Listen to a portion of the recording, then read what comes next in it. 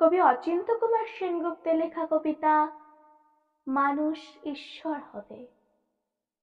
ঈশ্বর মানুষ হয়েছেন, এবার মানুষ ঈশ্বর হবে। সামান্য কটিবস্ত্র পরিয়ে ক্রুশে আরোপ করল যিশুকে। চারটে সৈন্য যারা তদারক করছিল তারা বসলো যিশুর পোশাক নিয়ে ভাগাভাগি করতে। কেউ নিল বহির্বাস, কেউ কমরবন্ধ, কেউ পাগড়ি, কেউ জুতো।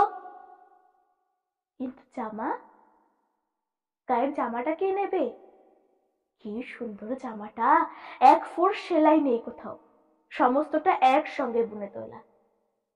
বুঝি ওর মার তৈরি। কিন্তু এটা তো আর ছিঁড়ে 4 ভাগ করা যাবে না। এসো আমরা জুয়ো খেলি, দেখি কার বরাত খোলে। যিশু নিদারুণ যন্ত্রণায় বৃদ্ধ হচ্ছেন, আর তারই ক্রুশের নিচে বসে জুয়ো খেলছেন সৈন্যরা। নিপীড়িত মানুষের মধ্যে কাঁদছেন ঈশ্বর। আমরা ওদিকে দেখছিও না তাকিয়ে।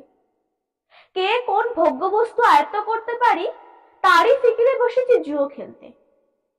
দুটো চোরের মাঝখানে রাখা হয়েছে যিশুকে। চরম মুহূর্তেও পাপীকে ত্যাগ করেন না যিশু। চরম মুহূর্তেও তিনি পাপীর প্রতিবেশী। একেবারে বাস্তব কাজটিতে পাদ্রী, পুরোহিত থেকে পথচারী সবাই গাল দিচ্ছে।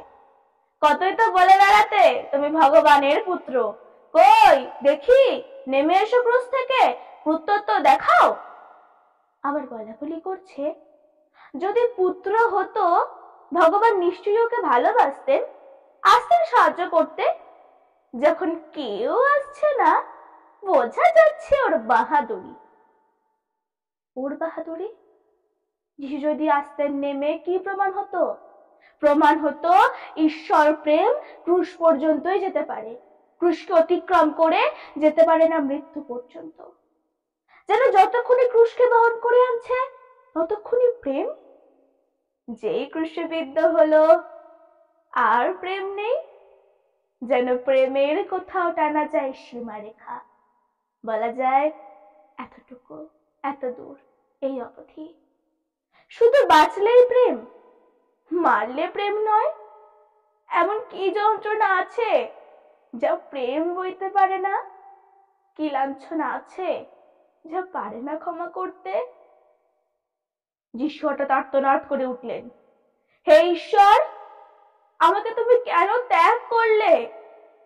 এ কান্না তো আমাদের কান্না, আমাদের নালিশ। যিশু যদি যন্ত্রণার মধ্যেও প্রসন্ন হাসি মুখে বিদায় নিতেন নীরবে, আমাদের মনে হতো তিনি বুঝি আমাদের নন। ঈশ্বর হয়ে তিনিও ছেড়ে গিয়েছেন আমাদের। তিনি আর্তনাদ না করলে আমাদের কান্নায় তার কাঁদা হতো না, আমাদের রক্তে ঝরতো না তার বুকের রক্ত। মানুষ ঈশ্বরকে হত্যা করলো, মানুষকে বাঁচিয়ে দিলেন ঈশ্বর। মানুষ ঈশ্বরকে দিল নশ্বরতা, ঈশ্বর মানুষকে দিলেন অমরত্ব। ঈশ্বর মানুষ হয়েছেন, মানুষ এবার ঈশ্বর হবে।